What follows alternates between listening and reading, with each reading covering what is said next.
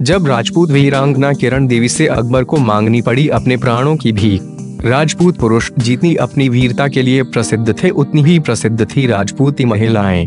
इतिहास में अनेकों ऐसी कहानियां हैं जो इनकी वीरता व अदम्य साहस को प्रमाणित करती है।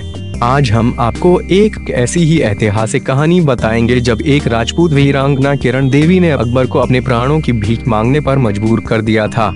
अकबर प्रतिवर्ष दिल्ली में 9 रोज के मेले का आयोजन करता था जिसमें वे सुंदर युवतियों को खोजता था और उनसे अपने शरीर की भूख शांत करता।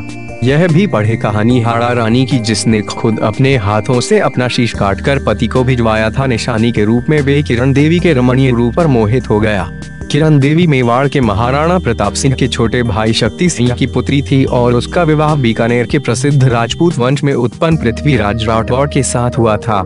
अकबर ने बाद में किरण देवी का पता लगा लिया कि यह तो अपने ही सेवक की बीवी है, तो उसने पृथ्वीराज राठौर को जंग पर भेज दिया और किरण देवी को अपनी दूतियों के द्वारा बहाने से महल में आने का निमंत्रण दिया।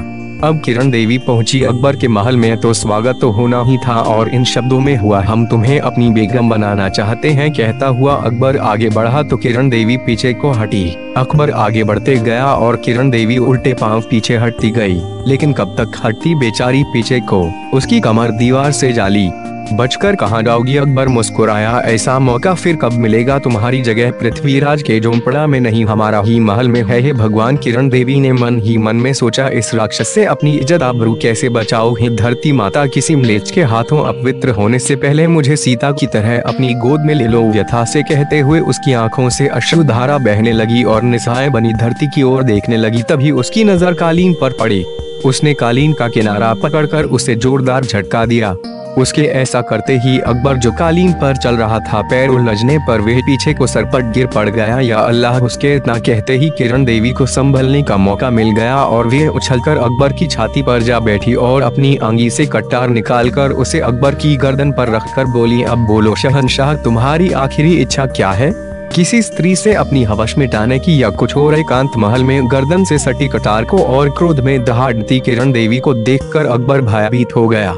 मुझे माफ कर दो दुर्गा माता। मुगल सम्राट अकबर गिड़गिड़ाया, तुम निश्चय ही दुर्गा हो, कोई साधारण नारी नहीं। मैं तुमसे प्राणों की भीख मांगता हूँ। यही मैं मर गया तो यह देश अनाथ हो जाएगा। और किरण देवी बोली, देश अनाथ हो जाएगा? जब इस देश में म्लेच्छ आक्रांता नहीं आए थे तब क्या इसके सिर पर किसी के आशीष का हाथ नहीं था? नहीं, ऐसी बात नहीं है। अकबर फिर गिड़गिड़ाया, पर आज देश की ऐसी स्थिति है कि मुझे कुछ हो गया तो यह बर्बाद हो जाएगा। अरे मूर्ख, देश को बर्बाद तो तुम कर रहे हो, तुम्हारे जाने से तो यह आबाद हो जाएगा।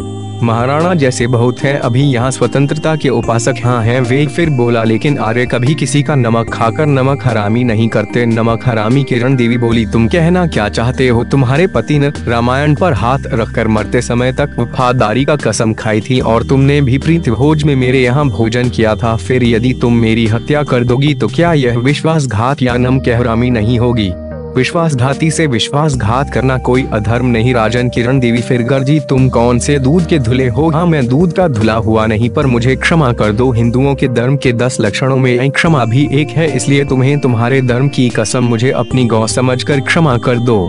पापी, अपनी तुलना हमारी पवित्र गौ से मत करो। फिर वह थोड़ी सी नरम पड़ गई। यदि तुम आज अपनी मौत और मेरी कटारी के बीच में धर्म और गाय को नहीं लाते तो मैं सचमुच तुम्हें मारकर धरती का भार हल्का कर देती। फिर चेतावनी देते हुए बोली, आज भले ही सारा भारत तुम्हारे पांवों पर शीश झुकाता हो, किंतु मेवाड़ का सिसोदिया वंश आज भी अपना सिर ऊंचा किए खड़ा है।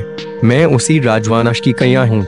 मेरी धमनियों में बप्पा रावल और राणा सांगा का रक्त बह रहा है। हम राजपूत रमणियां अपने प्राणों से अधिक अपनी मर्यादा को मानती हैं और उसके लिए मर भी सकती हैं और मांच भी सकती हैं। यदि तू आज बचना चाहता है तो अपनी माँ और कुरान की सच्ची कसम खाकर प्रतिज्ञा कर कि आगे से 9 रोज मेला नहीं लगाएगा और किसी महिला की इज्जत नहीं लूटेगा। यदि तुझे यह स्वीकार नहीं है तो मैं अभी तेरे प्राण ले लूंगी, भले ही तूने हिंदू धर्म और गौ की दुहाई दी हो। मुझे अपनी मृत्यु का भय नहीं है। अकबर को वास्तव में अनुभव हुआ कि तू मृत्यु के पाश में जकड़ा जा चुका है। जीवन और मौत का फासला मिट गया था।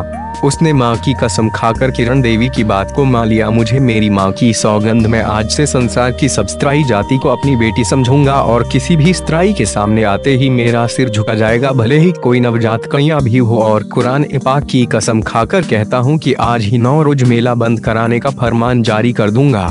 वीर पतिव्रता किरण देवी ने दया करके अकबर को छोड़ दिया और तुरंत अपने महल में लौट आई। इस प्रकार एक पतिव्रता और साहसी महिला ने प्राणों की बाजी लगाकर न केवल अपनी इज्जत की रक्षा की अपितु भविष्य में नारियों को उसकी वासना का शिकार बनने से भी बचा लिया।